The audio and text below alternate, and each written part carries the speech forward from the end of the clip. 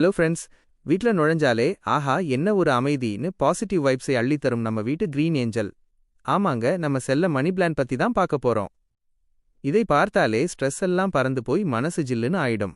ஆனா சில பேர் வீட்ல இது நான் வளர மாட்டேன் போடான்னு ஒத்தக்கால்ல அடம் பிடிக்கும். இதை சும்மா ஜிம்முக்கு போன மாதிரி புசுபுசுன்னு மாத்த மூணே மூணு மேஜிக் டிப்ஸ் இதோ. முதல்ல இதோட மூட் புரிஞ்சுக்கணும். இதுக்கு மொட்டை மாடி சுட்டெரிக்கும் வெயில் ஆகாது. அப்புறம் இலை கருகி போயிடும். அதே நேரம் சுத்தமா வெளிச்சமே இல்லாத கும்மிருட்டு ரூம்லயும் Oh வைக்கக்கூடாது. my god. ஹால், பால்கனி இல்லனா கிச்சன் விண்டோ மாதிரி காலையில மிதமான வெளிச்சமும் சூப்பர் காத்தோட்டமும் இருக்கிற இடமா பார்த்து வைங்க.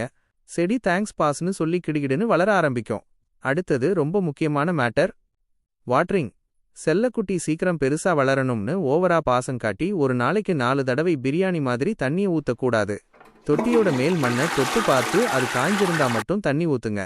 தொட்டிக்கு அடியில ஓட்டை இருக்கணும், அப்பதான் வேர் அழுகாம ராஜா மாதிரி கெத்தா இருக்கும்.